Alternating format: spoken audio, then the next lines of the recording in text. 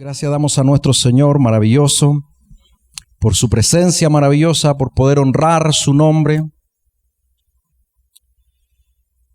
Oh, gracias Dios.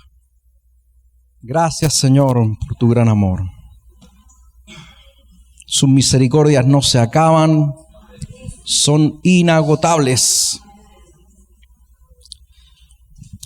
Quiero invitarle a que podamos leer el pasaje que hoy nos va a convocar, Primero Reyes, capítulo 19, versículo 1. Primero Reyes, capítulo 19, versículo 1 dice: Acab dijo a Jezabel la nueva de todo lo que Elías había hecho y de cómo había matado a espada a todos los profetas. Entonces envió Jezabel a Elías un mensajero diciendo: así me hagan los dioses y aún me añadan si mañana a estas horas yo no he puesto tu nombre como la de uno de ellos. Viendo pues el peligro, se levantó y se fue para salvar su vida, y vino a Berseba, que está en Judá, y dejó allí a su criado. Y él se fue por el desierto un día de camino, y vino y se sentó debajo de un enebro, y deseando morir se dijo: basta ya, oh Jehová, quítame la vida, pues no soy yo mejor que mis padres. Vamos a leer hasta ahí. La verdad es que este es un pasaje sumamente conocido y debo reconocer que se lo rapté a una de mis alumnas. En el taller estamos trabajando determinados pasajes y el Señor me tocó tanto con este pasaje que le dije a la hermana: ¿sabe qué, hermana? Permiso para poder utilizar el pasaje que tú estás estudiando. Voy a hacerle un spoiler a su tarea, que es nuestra hermana Andrea, que hoy está con los niños, así que no se va a enterar. De aquí, ahí está. Yo pensé que estaba con los niños, se me arrancó. Ahí está, se va a enterar hermana Andrea. Bueno, nunca pensé hacer nada a su espalda, hermana Andrea. y ella está trabajando con este pasaje. Pero me gustó también mucho su actitud, porque yo dije: bueno, si quieres vemos otro pasaje para ti. Dijo: no, déjeme ese. Yo sé que también el Señor me va a dar una palabra a través de ese pasaje. Así que ese espíritu me encantó. Esta palabra el Señor la puso en mi corazón y la he predicado quizás varias veces. No sé, habrán sido unas 5 veces en un espacio de quizás 20 años. Pero la palabra es una fuente inagotable de vida. Nunca nos deja de ministrar. Y de hecho hoy vamos a tomar un enfoque un poquito distinto, porque la historia de este pasaje es bastante conocida, pero generalmente nosotros como creyentes, y en nuestra naturaleza humana, está bien, como que nos quedamos con la parte que más nos gusta. Con esa parte nos quedamos, con la parte que más nos acomoda, pero muchas veces nos cuesta asimilar y tomar esa parte en la cual nosotros tenemos que asumir también ciertas responsabilidades frente a lo que Dios quiere hacer, tiene que hacer y está haciendo en nosotros.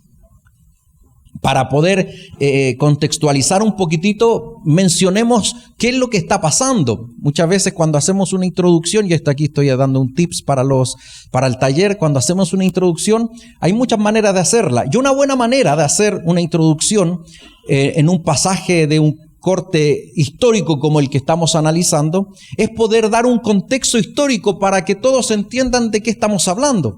Porque la historia de esto no es una isla. Porque aquí vamos a encontrar a un Elías que huye, que corre, porque escuchó un mensaje de Jezabel y se sentó debajo de un enebro y dijo: basta ya, Señor, no soy mejor que mis padres, quítame la vida. Pero ¿cómo es que el pastor Elías, el profeta Elías, llega a ese estado tan alto de depresión? ¿Cuántos de ustedes, no quiero que levanten sus manos, pero se han encontrado en un momento de depresión? A veces como cristianos decimos: no, eso es del demonio, eso es del diablo. Pero eso pasa. Y le pasó a Elías, un tremendo profeta de Dios. Porque no digamos que Elías era un profeta, no sé, a lo mejor ahí ni tan ni muy, como decimos nosotros, entre Tongoy y los Vilos, que no era a lo mejor tan consagrado, que no era un tan buen profeta. Es el ícono, mirando desde acá, incluso mirando desde la época de Jesús, el profeta que más se reconocía en la historia era el profeta Elías. Un profeta que hizo descender fuego del cielo en el capítulo anterior. Y para poder contextualizar de manera completa, déjeme decirle que el profeta Elías, por mandato de Dios, le dice a Acab, y aquí empezamos a analizar un poco la historia. Acab, ¿quién es Acab? ¿Cuántos saben quién es Acab? Acab era el rey de Israel. Y nos va a decir la escritura que no hubo nunca en la historia un rey más malo que Acab, el peor de todos. Idólatra, mentiroso, un rey perverso, mandoneado. Sí, escuchó bien. ¿Quién mandaba a Acab? ¿Quién era el esposo de Acab? Jezabel.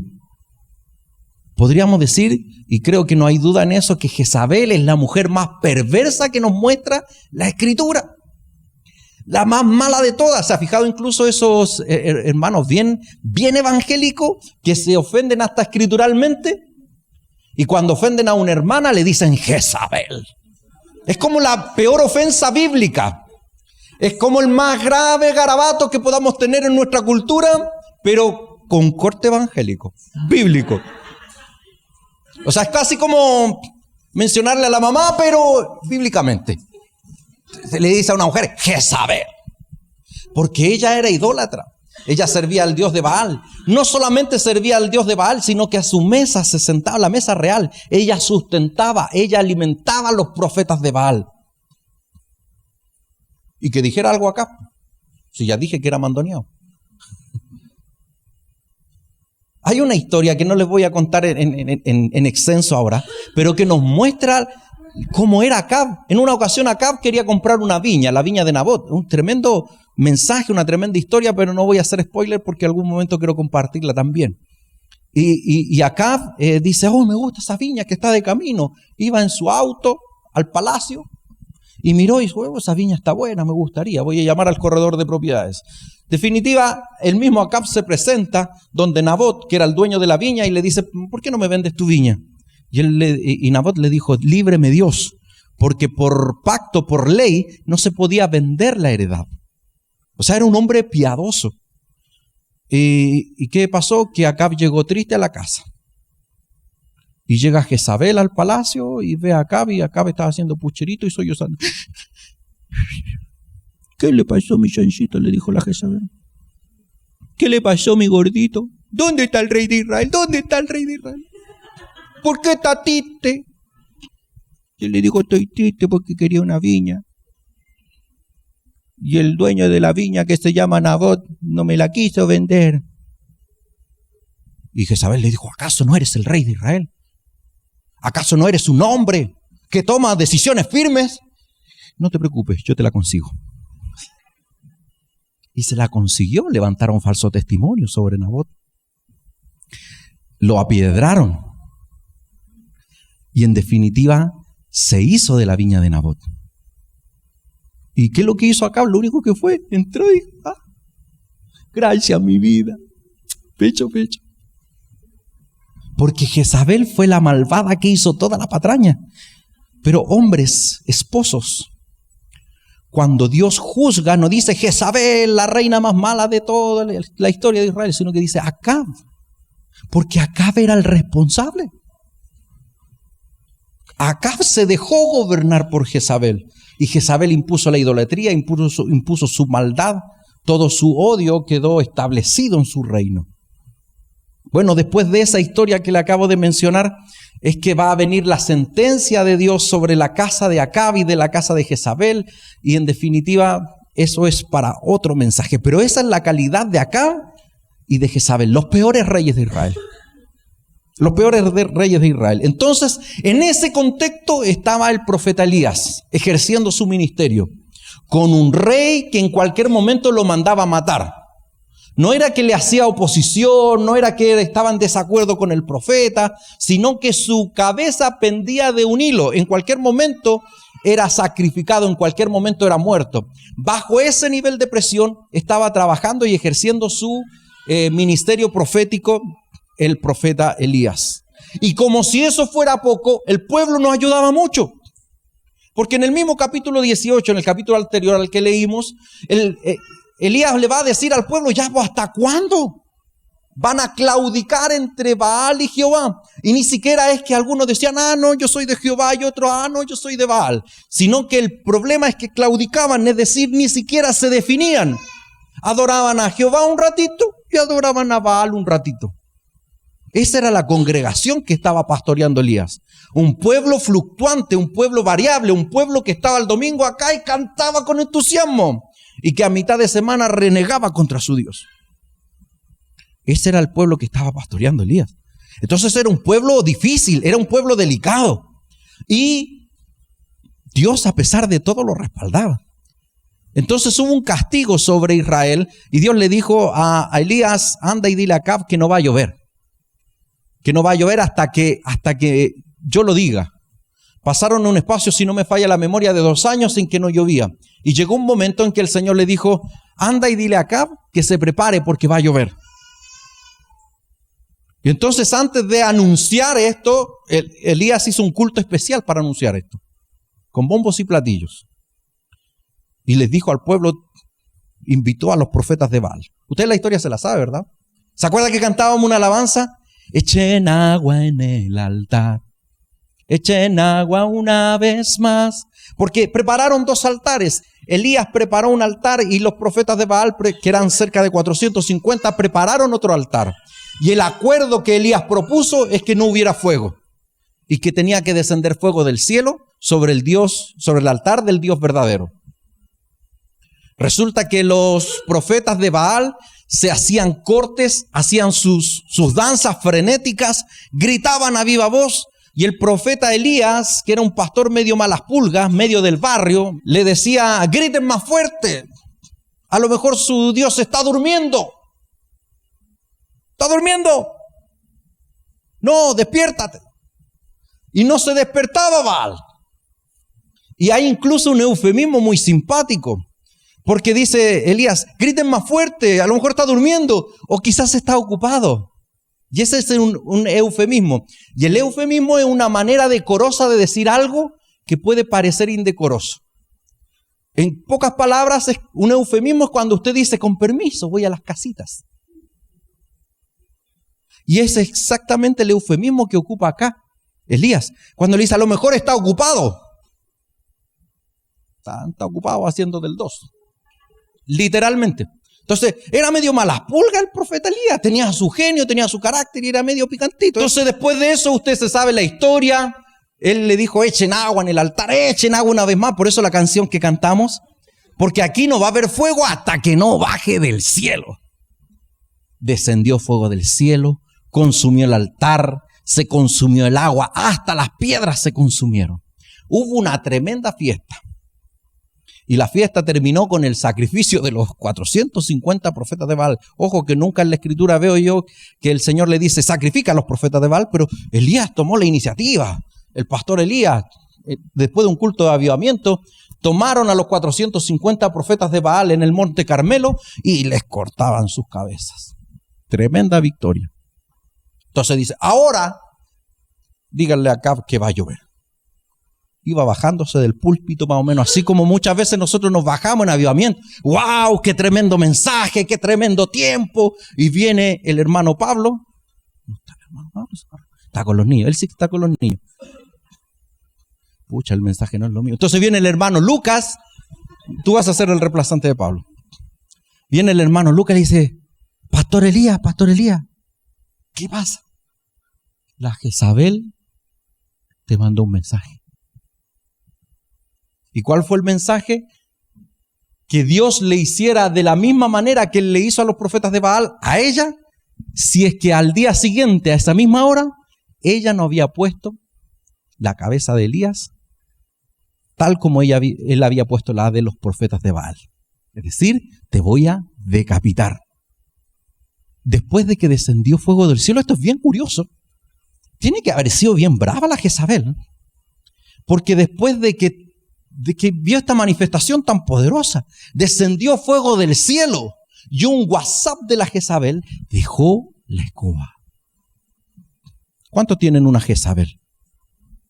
que andan de avivamiento y les manda un mensaje y les cambia el día. Y se nos deprimió el Elías. Se nos deprimió. Patitas pa' que te quiero. Como vimos en el relato bíblico, y comenzó a caminar de camino al desierto.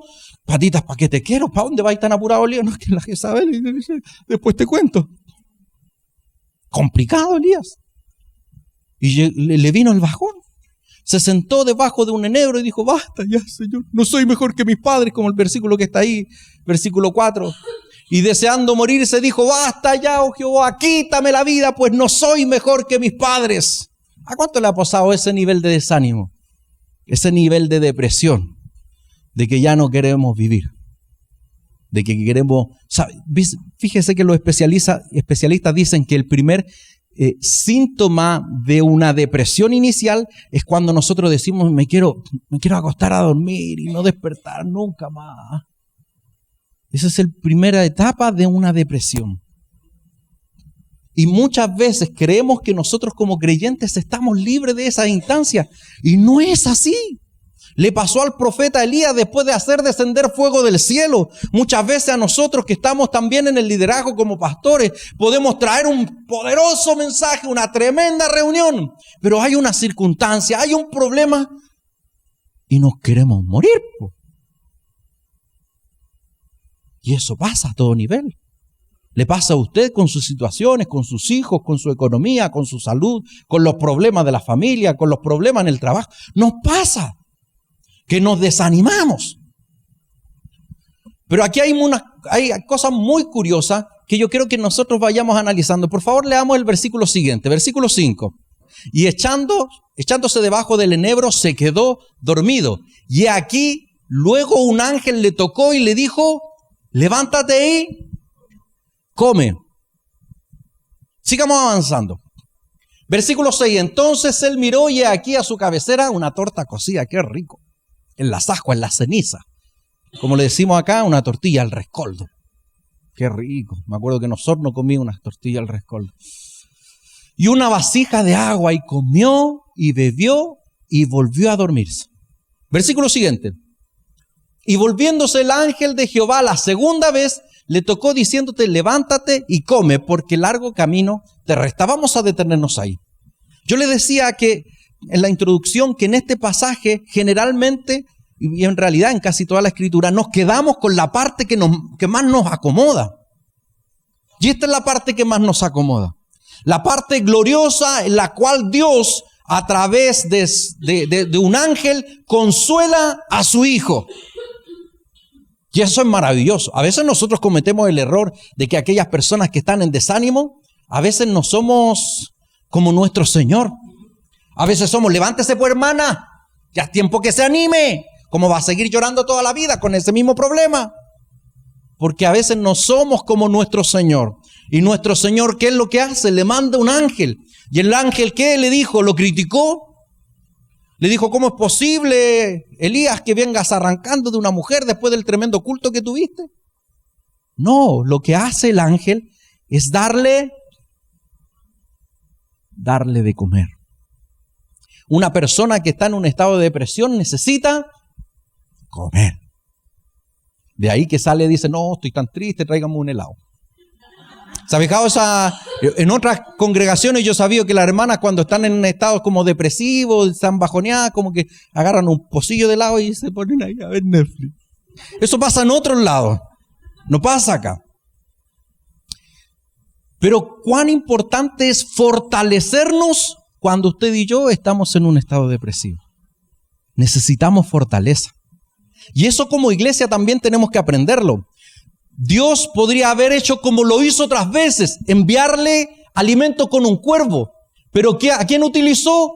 A un ángel para darle de comer.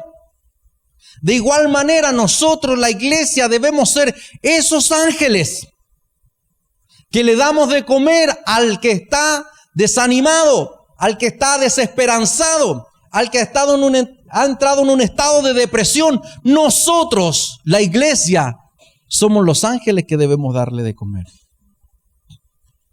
¿Sabe qué me encanta de Dios en esto? Dios que nos conoce, no necesitó ir a la universidad para saber psicología. Y entendió perfectamente de que Elías estaba desanimado. Entonces digo, basta ya, Señor, no soy mejor que mis padres, quítame la vida. Porque a veces nosotros lo leímos simple, pero estas palabras no las tiene que haber dicho así tan de firme, sino que tiene que haber estado quebrada su voz, triste, angustiado, apesadumbrado. Y Dios es tan bueno que no le responde. A veces nos ponemos tristes nosotros en medio del desánimo. Decimos, ¿dónde estás, Dios? ¿Por qué no me hablas? ¿Por qué no respondes, como dijo el salmista? ¿Por qué no respondes a mi clamor? Porque cuando estamos en estado depresivo no pedimos como es necesario, no pedimos como conviene, pedimos mal. Lo que Dios le dice a Elías es, guachito, está ahí bajoneado, está ahí deprimido. Come, duerme y después hablamos. Qué maravilloso es nuestro Señor. Qué maravilloso es nuestro Señor. Cómo nuestro Señor nos prepara. ¿Cuántos creen eso? Muchas veces pasamos adversidades y esas adversidades nos preparan para momentos más difíciles. Y eso me encanta, porque Dios es tan delicado con nosotros, es tan amoroso que nos prepara para el momento difícil. Y esas adversidades que muchas veces sufrimos son las que nos preparan para enfrentar otros momentos y son las que nos capacitan también para levantar a otros en momentos similares. Y eso es maravilloso. Entonces, no en el mensaje, pero come y duerme. En el mensaje estamos despiertos. Amén. Entonces, el Señor permite que coma, le envía a su ángel, que duerma. Y leamos lo que sigue en el versículo 8. Después que el ángel le dijo, come una vez más y levántate porque el largo camino te resta. Se levantó pues y comió y bebió y fortalecido con aquella comida, caminó 40 días y 40 noches hasta Horeb, el monte de Dios. Ahí donde le entregaron las leyes a todo el pueblo a través de Moisés. Ahí es donde fue Elías a recibir, a encontrarse con el Señor. Sigamos leyendo, por favor, versículo 9. Dice, y allí se metió en una cueva donde pasó la noche y vino a él palabra de Jehová, el cual le dijo, ¿qué haces aquí, Elías? Dios le dijo, ¿comiste? ¿Dormiste? Empecemos a hablar. Le hace la pregunta, le dice, ¿qué haces aquí, Elías? Versículo 10. Él respondió,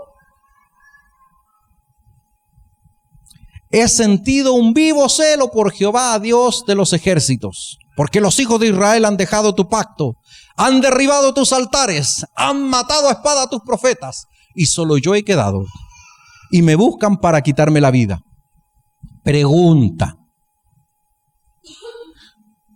¿por qué arrancó Elías? ¿Se acuerdan de la historia? ¿Por qué arrancó? ¿Por culpa de quién? La Jezabel lo amenazó.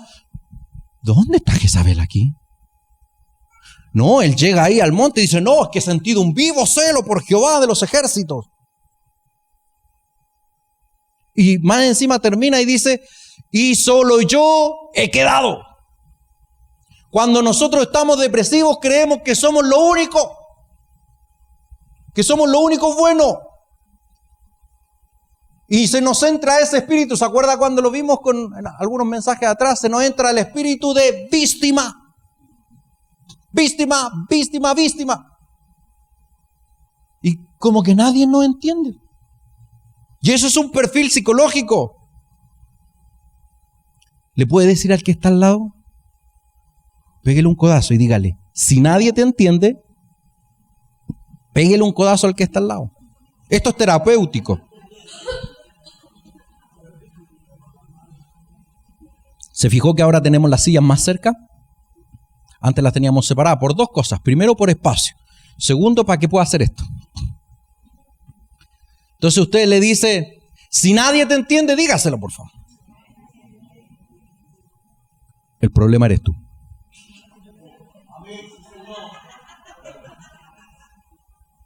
¿Verdad? Porque cuando decía, no, es que nadie me entiende, el problema eres tú. Estás desanimado, estás depresivo. Y Elías dice, solo yo he quedado. Solo yo he quedado. ¿Y sabe qué? Como que Dios, como que hubiese habido esos programas, ¿se ha fijado? De pregunta y respuesta. Y ponen una chicharra cuando usted se equivoca y dice una respuesta mal. Dios le dijo, versículo anterior, por favor, hermano Francisco, ayúdeme para decir literalmente la pregunta. ¿Qué haces aquí, Elías? Y Dios respondió el versículo que acabamos de leer, el versículo 10. Y después de eso, imaginémonos, pongámosle un poquito de imaginación. Tiene que haber salido esa chicharra de respuesta incorrecta. Respuesta incorrecta. Versículo 11. Aquí va a entender por qué. Y Dios le dijo, y él le dijo, sal fuera y ponte en el monte delante de Jehová. Y aquí que Jehová pasaba y un grande y poderoso viento que rompía los montes, quebraba las peñas delante de Jehová. Pero Jehová no estaba ahí. Y después sigue. Dice, pero Jehová no estaba en el viento. Y tras el viento un terremoto. Ahora sí, ¿dónde está? Pero Jehová no estaba ahí. Versículo 12. Y tras el terremoto, un fuego. Ahora sí, pone que él hizo descender fuego. Y quemó el altar. Ahora sí, ahí estaba Dios. Y tras el fuego, y tras el terremoto, un fuego. Pero Jehová no estaba en el fuego. Y tras el fuego, un silbo apacible y delicado. ¿Y qué pasó? Versículo siguiente, 13. Y cuando lo oyó Elías, ay, Señor mío, cubrió su rostro con su manto. Y salió y se puso a la puerta de la cueva. Y aquí vino una voz diciendo, ¿qué haces aquí, Elías? Dos cosas. Primero, lo primero que Dios le enseña a través de esta manifestación es que Dios trabaja de maneras que usted y yo muchas veces no entendemos. Dios obra a nuestra manera de pensar de formas inimaginables. A veces creemos nosotros de que todo va mal, como José en la cárcel, pero no somos capaces de entender de que es el último peldaño para llegar a nuestro propósito, porque José de la cárcel se fue al palacio de Faraón. No venía en buena racha, sino que estaba preso. Más encima porque lo inculparon. Y estuvo no un ratito preso, llevaba 3 años preso. Pero de ahí lo sacó Dios. Ese era el último peldaño para llegar hacia el propósito que Dios tenía con él. Porque Dios trabaja así. Dios trabaja de maneras que no entendemos. Y a veces cuando creemos de que estamos más lejos de lo que Dios quiere hacer en nuestra vida, y estamos depresivos como Elías, parece que es el momento en que estamos más cerca de que Dios comience a cumplir su propósito. Den un fuerte aplauso al Señor. Ese es nuestro Dios. Ese es nuestro Dios. Así que si usted se encuentra abrumado, apesadumbrado como Elías, creyendo que nadie lo entiende, tampoco es tan malo. Porque lo más probable es que usted esté dando sus últimos pasos hasta alcanzar el propósito de Dios para su vida. Primera cosa, Dios le muestra que Él no trabaja como Él piensa siempre. Dios le hace entender a Elías que no es solo del viento fuerte que estremece las rocas, porque esos son peñas, que no solamente está en el terremoto fuerte, que no solamente está en el fuego que desciende, sino que Dios también trabaja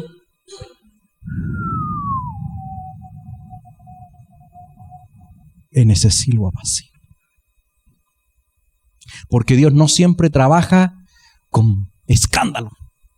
Es cierto, muchas veces nos gozamos en su presencia, maravilloso, es parte de, y es rico. Pero muchas veces Dios trabaja en silencio. Y no nos damos cuenta cómo Dios está obrando. Solamente voy a hacer un paréntesis como mi amada esposa el día viernes, a mitad de camino. El título está ahí. ¿Cómo superar el desánimo? Entonces, el primer aspecto que nosotros vemos de cómo Dios lleva a Elías a superar ese más que desánimo, ese estado de depresión que tenía Elías, lo primero que hace es alimentarlo. Lo primero que hace es que descanse. Y lo siguiente que hace es entregarle una revelación. Es entregarle una palabra. Así que si usted está desanimado hoy día, ¿usted cree que va a recibir una palabra? Amén. Y no tiene que ser con tanto escándalo tampoco. Porque Dios trabaja de maneras inimaginables. Y aquí me encanta. Porque primero, regresemos un poquito. Primero dicen, he sentido un vivo celo por Jehová, Dios de los ejércitos. Y el Señor le hace la alarma de respuesta incorrecta. ¡Ah! Y después que le entrega su palabra, le dice, ya Elías, ¿comiste? ¿Dormiste? Te entregué una palabra, te mostré mi presencia una vez más. Ahora te vuelvo a hacer la pregunta. Piénsalo bien, Elías. Y Dios le pregunta nuevamente, dice, ¿qué haces aquí, Elías? Versículo siguiente. Y él respondió, he sentido un vivo celo por Jehová, Dios de los ejércitos, porque los hijos de Israel han dejado su pacto, han derribado tus altares y han matado a espada a tus profetas. Y solo yo he quedado y me buscan para quitarme la vida. ¿Qué hizo? Le puso play a la respuesta anterior. Es exactamente igual. Sin cambiar nada, exactamente igual. ¿Y qué pasó en la segunda oportunidad con la chicharra, con la alarma? ¡Ah! Respuesta incorrecta nuevamente. Después que lo alimentó, después que descansó, después que le entregó una palabra, después que le mostró una revelación y su presencia, se vuelve a equivocar. Y así nos pasa a nosotros. A pesar de que el Señor nos sustenta en el tiempo difícil, a pesar de que Dios nos anima, a pesar de que Dios nos fortalece, a pesar de que Dios manda a sus ángeles para animarnos y ayudarnos, a pesar de eso, muchas veces usted y yo seguimos con la actitud incorrecta y seguimos siendo las víctimas. Versículo siguiente, 15. Entonces, después de que sonó la chicharra de respuesta incorrecta, dice, y le dijo Jehová, y aquí vamos a pasar a otra etapa. Yo le dije que en la introducción le dije que a nosotros nos gusta quedarnos con una parte, la parte que Dios nos consuela. Dios lo alimentó. Dios dejó que descansara. Dios le entregó una palabra. Dios le mostró su presencia. Y muchas veces nosotros nos quedamos con eso, con lo que Dios hace con nosotros en medio del desánimo. Porque es rico. De verdad que es rico que el Señor nos anime en tiempo de dificultad. Pero no vamos a superar nunca la depresión si solamente esperamos en lo que Dios y los demás pueden hacer por mí. Sino que hay una parte en la cual yo también tengo que tomar acción para poder dejar el desánimo, para poder dejar la depresión atrás y que no me persiga de por vida. Porque si no me voy a seguir equivocando en la respuesta. ¡Ah! Respuesta incorrecta. Y le dijo Jehová, ve y vuélvete por tu camino. Lo siento, Lucas, tú vas a tener que ser mi asistente. Ven para acá. Tengo que aclararte algo así, eso que le digo yo al hermano Pablo de que vamos a compartir la ofrenda, eso es chiste nomás. Entonces vino hacia Jehová. ¿Y qué le dijo Dios? ¿Cómo dice? Ve y vuélvete por el mismo camino que viniste. Muchas gracias, Luquita. Le damos un aplauso a Lucas.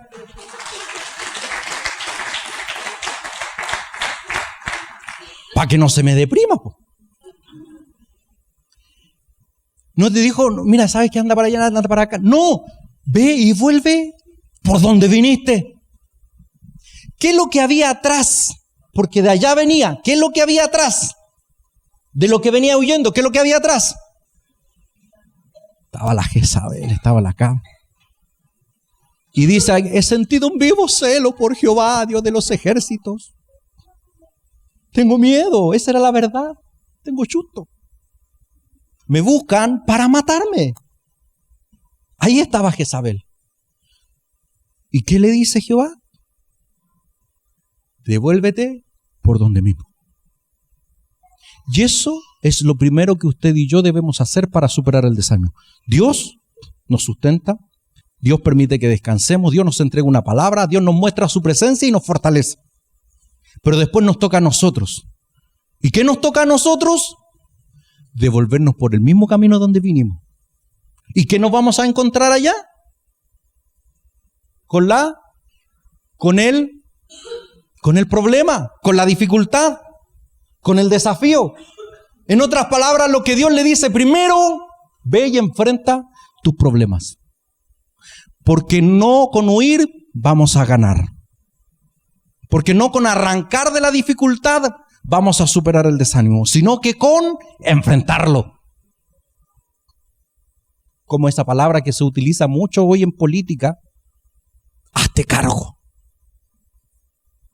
Hagámonos cargo del problema, de la dificultad. No solo se trata de huir, no solo se trata de venir a la casa del Señor y aquí estoy, Señor, gracias, Señor, porque tú me fortaleces. Pero después, el resto de la semana, huyo del problema, huyo de la dificultad y no enfrento la adversidad. Y no debe ser así. Tenemos que enfrentar nuestra adversidad, tenemos que enfrentar nuestros problemas. Segunda cosa, primero le dijo, vuélvete por tu camino, por el desierto a Damasco, y llegarás y ungirás a Hazael por rey de Siria. Versículo 16. A Jehú, hijo de Nimsi, ungirás por rey sobre Israel, y a Eliseo, hijo de Safat, de Abel Meola, ungirás para que sea profeta en tu lugar. Dura palabra. Dura palabra. Vamos por parte. Lo primero que Dios le dijo, ve y enfréntate a tu problema. Y lo segundo que hizo es darle trabajo. ¿Qué hacían los profetas aparte de profetizar? Era ungir. Y Dios le dice, anda y unge al rey de Israel, al próximo rey de Israel. Y esto es maravilloso, porque en otras palabras Dios le está diciendo, ¿qué te preocupas acá, Jezabel? Anda y unge a Jehú como rey sobre Israel. Ese es el rey que voy a poner. Porque los reyes están en las manos de Dios. Él los pone y Él los cambia cuando Él quiere. Amén. El problema que muchas veces a nosotros nos persigue y que nos lleva al desánimo, Él lo quita cuando Él quiere. Él tiene el poder. Entonces, pastor, ¿por qué no lo quita ahora? Porque tenéis que aprender, cabezón. Porque hay que aprender la lección. Porque si no vivimos el proceso, no hay aprendizaje. Como dicen en pedagogía, el proceso de enseñanza y aprendizaje. Eso es lo que usted y yo debemos vivir en la vida. Por eso son las adversidades, porque nos enseñan, porque aprendemos. Por eso no se van de manera instantánea. Por eso que tenemos que aprender a vivir los procesos. Pero nosotros, nuestra humanidad siempre quiere hacer el bypass, hacerle el quite y no vivir el proceso. Pero es importante que usted y yo vivamos el proceso. Entonces Dios le dice, enfrenta tus problemas y ponte a trabajar. Hazte cargo. Basta de llorar, ay, pobre Israel. Pobrecito Dios, que nadie lo sigue, que nadie cree en Él, que todos han fallado. Dios le dice, basta de lágrimas. ¿Sabe qué le digo a Eduardo? Eduardo, aquí entre nos, está en esa etapa que está lloroncito. Él llora por todo. Por todo. No le sale algo, llora. Quiere algo, llora. No se lo dan, llora. Ahora déjeme decirle y hacer de inmediato un paréntesis, que muchas veces hay creyentes que están en esa etapa. Que si no se les salen las cosas, lloran. Que si no, el culto no estuvo como ellos quieren, lloran. Están en la etapa del Eduardo. Lloran por todo. Y al Eduardo siempre que llora, hay algo que me molesta a mí, es que empiece con ese chillón. Porque cuando llora y se cae y se pega fuerte, uno siente el sonido. Y de donde esté uno va y corre a ayudarlo. Porque llora de que le pasó algo. Pero cuando empieza con ese chillido, yo le digo, déjate de chillar. ¿Qué ganas con llorar? Le digo. Vamos a ver si no está concentrado. Si no, le habría hecho una prueba. Eduardo, ¿qué ganas con llorar? Yo le digo a él, no resultó, pero yo le digo a él, ¿de qué sirve llorar, Eduardo? De nada. De nada sirve. Gracias, hijo, por tu aporte. De nada sirve llorar. ¿Está mal llorar? No, si hay momentos para llorar. Y para lo único que nos sirve en un momento determinado es para desahogarnos, para echar fuera. Pero las lágrimas no solucionan problemas. Entonces Dios le dije, ya basta de chillidos, Elías. Trabaja. Y Dios le da una tarea. Dios le da una pega. Anda y unge al rey de Israel, al rey de Siria y a tu reemplazante. Aquí vamos a hablar después de eso. Y es lo que Dios le manda a hacer al profeta. Trabaja. Así que no, si usted está desanimado, piense bien lo que va a decir. Porque Dios le va a dar pega. Dios le va a dar trabajo. Yo no voy a pedir que levante su mano, pero usted está desanimado. Usted está depresivo. Usted ha estado triste. Déjeme decirle que Dios sí lo va a fortalecer. Sí, Dios va a apapacharlo, a fortalecerlo, a entregarle una palabra, a mostrarle su presencia. Pero luego de eso le va a dar pega. Le va a dar un quehacer, le va a dar una tarea. No solo para que se distraiga, sino porque Dios es un Dios de propósito. ¿Sabes lo que pasa? Es que cuando nosotros estamos en un estado depresivo, lo dije hace un momento atrás, como que el mundo gira alrededor de nosotros, como que el mundo está en contra de nosotros. Y no nos damos cuenta que somos una parte dentro de un tremendo propósito de Dios. Y de que Dios tiene planes mucho más grandes que solo nuestro problema. Pero Dios utiliza nuestro problema para traer una solución no solo a mi circunstancia, sino que para cumplir un propósito mucho más grande. ¿Cuántos creen eso? Les pongo un ejemplo sencillo, por si alguien no entendió el concepto. Ana necesitaba un hijo. Era el drama de Ana, porque ni siquiera era el drama de su esposo, porque su esposo le dijo, yo soy mejor para ti que 10 hijos. Eso le dijo el Cana a Ana. Pero ella tenía el deseo de su corazón de tener un hijo. Y Ana necesitaba un hijo para solucionar su problema familiar. Y ella, usted se sabe la historia, Dios le dio un hijo, pero Dios no solamente le solucionó su problema, su pena, porque no es lo único importante, su problema, su pena, sino que lo que Dios hizo es entregarle a Samuel, que no solo le solucionó su problema y su pena, sino que además fue el profeta que Israel necesitaba. Dios utiliza nuestros problemas para bendecir a una nación. No se entendió. Dios utiliza su adversidad y su problema para cumplir un propósito mucho más grande. Por eso que Santiago va a decir, si ustedes se encuentran en diversas pruebas, ¿qué va a decir Santiago? ¿Estén tristes? ¡Gócense! Y no va a decirlo porque es masoquista, sino lo va a decir porque es un hombre que aprendió a conocer el accionar de Dios. Porque Dios utiliza mi problema, mi adversidad, para un propósito mucho más grande. Entonces, después de este episodio en que Elías creía que el mundo giraba alrededor, como dice una amiga mía, de su ombligo, Dios le hace entender de que hay un propósito mucho mayor. Le da trabajo y lo manda a ungir al rey de Israel, al rey de Siria y al Eliseo, que iba a ser su reemplazante. Sigamos por favor en el versículo siguiente y nos vamos a quedar ahí con Eliseo.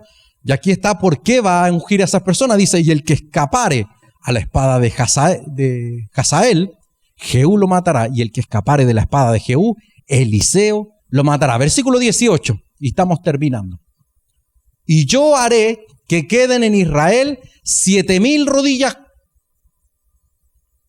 7,000 cuyas rodillas no se han doblado ante Baal y cuyas bocas no lo besaron. Perdón, pastor, porque usted está más cerca ya que Pablo no está. Dios le dice a Elías, no estáis solos. Porque a veces cuando estamos desanimados, creemos que estamos solos. Y solo yo he quedado, decía Elías. Pero el Señor le dice a Elías, guachito, perdón, pastor, por la confianza. Después le cuento lo que me dijo. Le dice, guachito, perdóneme lo folclórico, no estáis nada solo. No estás solo. Todavía tengo un remanente que te va a acompañar. Y así Dios nos dice a nosotros, que a veces sentimos que estamos solos, y el Señor nos dice, no estáis solos. No solo yo estoy contigo, sino que yo me he provisto de gente que va a estar a tu lado, que te va a apoyar, que te va a levantar, que te va a animar, que te va a sustentar, que te va a fortalecer, que serán como esos valientes de David que estarán al lado nuestro. Hermano, no estás solo. Dios está contigo y Dios siempre va a poner gente que va a estar contigo. Y lo último que voy a decir respecto de este pasaje, pastor no dijo nada del reemplazante. Dios mandó a Elías a ungir a los próximos reyes de Israel. Pero Dios también lo mandó a ungir al próximo profeta.